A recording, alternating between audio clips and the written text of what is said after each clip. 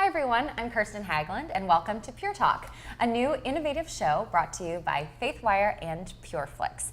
We're here to discuss the latest in politics, faith, and culture, all through a faith lens. So we've got a panel here to discuss.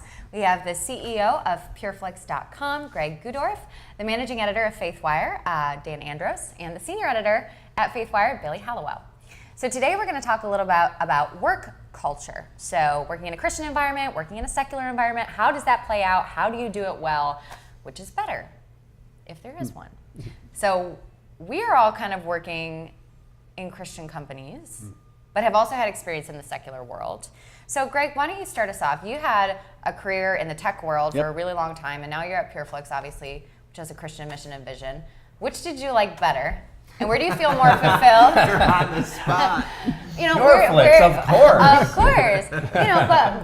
But which one stimulated, what parts of you? Yeah, and where do you feel more, fulfilled as a Christian? So yes, it's PureFlix, of course, as Dan said. Good answer. But 30 years of technology with companies like Sony and Technicolor and all kinds of different companies in the tech world. And it was never about anything other than the business. I mean, you had friendships that were established and your friends were important to you and you did things because of other people. So I guess that's kind of partly there, but it was always about the business only, right? And the refreshing part for me about PureFlix.com is that you're free to explore other parts of you. You had this, we're whole beings, but when you can only bring part of you to work in the corporate secular world, you're missing out on something. Yeah. And at PureFlix, we welcome bringing the whole you to work. And then we get to put our money, our business, as it were, to work where it should. Programs like what we've just launched with Convoy of Hope, where when you join in with PureFlix.com, you're part of our donation of $100,000 worth of goods and services this month to Convoy of Hope for Americans right here in need. I mean, you can't think that way. You can, but you don't in the secular world. Yeah. Sometimes you can't. Yeah, you can. Yeah, sometimes you can. You absolutely can. Dan, do you see any downsides to working in a faith-based company or organization? I don't know any downsides that jump out off the top of my head. I think you can get into the trap of, I've had some friends who I've had close conversations with about this particular issue, and they are not they were kind of looking at like my job, being like, oh, you're like furthering the kingdom and you're doing all this stuff, and it's so great, and it's great, as Greg said, to bring up, we're covering stories and showing the hands and feet of Christ, and that's really rewarding to be amplifying that. But he was almost despondent about this job. It's all about the money. It's all about this. There's nothing else. And I think that God is going to use you whichever situation you're in. And so from his perspective, he's able to witness and do things differently in a culture that was completely pretty much godless, and to sort of open people's eyes that way. So I can't think of any downsides off the top of my head, but I can see the upside in the other situation. Yeah, and I know a lot of people who have only worked in Christian ministry or Christian organizations, where that has not been my professional experience, but they have a whole set of different issues, that they face, and sometimes it can be difficult working with other Christians all day, and there's just a different politics in some Christian organizations sometimes, this pressure to always be nice and always be forgiving and maybe not holding people to a higher work professional standard. Billy, you've had some experience with that. Talk a little bit about some of the challenges. Tell me about what it's like to work for FaithWire, Billy. FaithWire is wonderful. No, FaithWire is wonderful. I have always tried to work in the secular world, not because I didn't want to work in the Christian world, but God always has a way of grabbing me and bringing me back to a Christian organization, which is great. In the past, I have found that not all Christian organizations are maybe up to par. Some of the standards sometimes, because of the niceness, because of not wanting to offend people. And it's more I feel fear of confrontation rather than actual kindness. But also, you can easily resent a higher up if you feel like they're being too mean, because you're supposed to be nice. This is a Christian organization. Yeah. So I think you have to keep some of that in check. But it is really nice to be able to go to work and pray with people, right?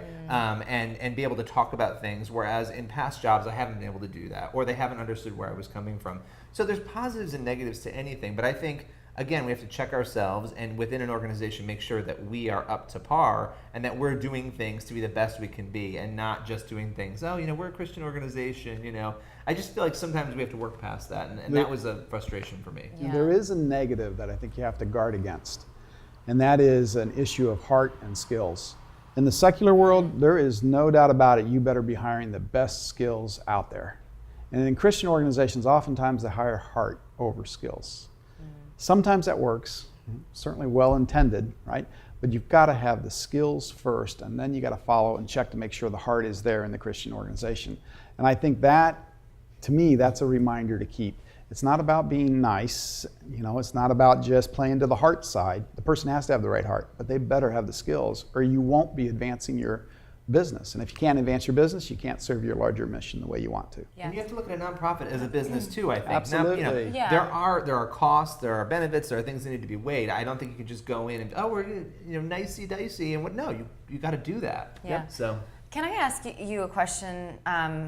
Because obviously businesses and ministries run from two different incentive structures. One is to serve, not to make a profit. And the other is a business's goal is to make a profit. You have to in order to continue the work that you do. So my question is as someone who's led in Christian business, how do you square that this is what the people want and this is what's making us money, so we have to keep reproducing this, but what if it's not truly growing them as believers? What if it's not necessarily going down a road that's really edifying? How does a Christian business balance that? Because capitalism isn't necessarily designed to feed our Yep. highest desires. Yep. Sometimes it's our basest desires. Yep. Is that a challenge? Yeah, I think it is for any business like that. In the case of PureFlix.com, the fact that we're a faith and family movie and TV show kind of business, it's something that we have to work through all the time. Yeah. And I'm not kidding you. It's not something that's preordained. We debate this all the time, right? Because you have this issue of, if it's only faith, then the only people you're reaching are those that's solid in their faith, right? Likewise, if it's only family, you're missing an opportunity to spread the faith message. So you got to figure out how to meet people where they are, and then you have to do a gut check and say, okay, is it too far, too wide of a circle or not? Yeah. And that balancing act, I think, is where the key has to fall. Yeah, Yeah. we have that same conversation a lot of times, because like we posted a story the other day on Kim Kardashian talking about her, when she got robbed at gunpoint, and she really had sort of this almost epiphany of suddenly life and death was real to her, and so she was talking about which I think were virtuous things about how material, and then this is arguably the most the poster child of narcissism and material wealth, and self absorption is her, and she's talking about how those material things don't matter, and she prayed and this and that, and yes, and so then we were getting ripped on the comments section for posting these people up as role models. That's not what we're doing, and so you're reaching people. Kim Kardashian has a humongous audience, and if you can show people and point to the things that she's talking about that are godly principles, and that doesn't mean she's there yet, but to show that, how far do you go with that, I guess is the point. We got to have Same praise conversation, too. so. I think there's always somebody who wants to complain, right? And Right. with Yeah. that story, it's like nobody endorsed anything she said. We literally took her quotes and reported it. And you don't have to like her, but she said something good this time. It's okay. Yeah. Even if you don't like someone, it's okay Yeah. to say, that was a good point. It's actually a healthy thing. Yeah. But they will look at it as sort of, you're even just showing at them at all, and associating them positively in any way Right. with somebody who's arguably a harm to culture, is a net negative. But And this is probably the problem with our culture, is that we can never do that when there's a little Right. breadcrumb. We can never Right. just give, you know Right. what? Okay, let's it's a little opening maybe. She might be awful again tomorrow, but right now she said something nice. Right. Let's Let's give her acknowledge a the hand, positive. yeah. And I think it's so important too to emphasize for people who might be watching that don't work in ministry or Christian organization that.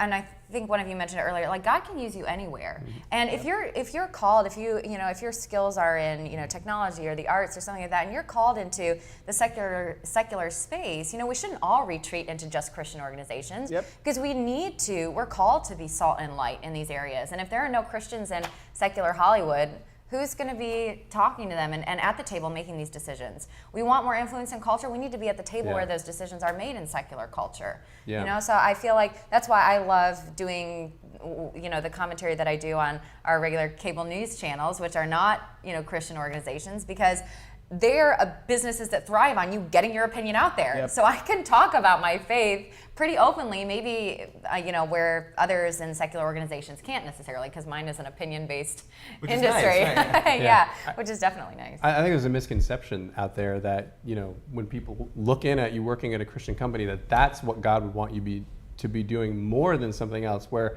you could make the argument the other way.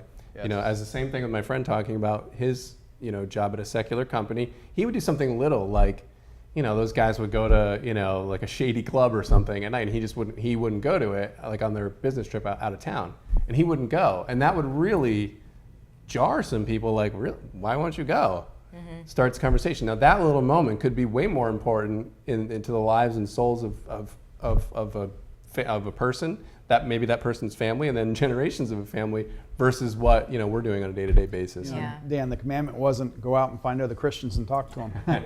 It's go out to the world, Right. Yeah. And you got to be in the world if you're going to do that.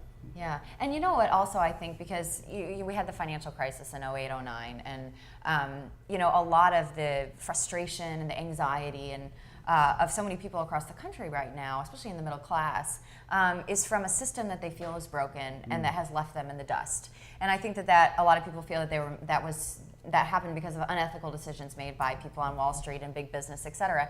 And just think, like, what kind of morality is guiding people that make the decisions that form the system, right? We need Christians there. We need people that are making wise, ethical decisions where they care more about the bottom line, more than, they care about more than the bottom line. Yep. They care about people at the end of that. I mean, I feel like that's a lot of reason why we got where we did. And imagine if on a TV show, right, you have writers in the back, one's a Christian, a producer's a Christian, somebody could say, maybe we shouldn't portray them that way, or what about this idea? Not being there means that there are not going to be those ideas. They're going to be lacking. So we have to be everywhere. We've got to be all over the place. Salt and light. There you go. My husband and I attend Redeemer Presbyterian Church here in New York, and Tim Keller once was preaching a sermon about salt and light, and he described salt, the way that people used to make sure that salt was actually acting as a preservative, is they put it on the meat and they'd rub it all in so that the salt got all gritty throughout the meat, and that was how it actually acted as a preservative. It wasn't like doot, doot, doot, and there's like a little salt on top. They really ground it into the meat, and like really saying like that's an example of how you can live in the world. And I think it's just such a wonderful thing for us all to remember, no matter where God places us, we're called to be that, even when it's hard. We have work to do. Amen. A lot of work to do. We're all in it together, right? So go out and do your work, faith and work together as one.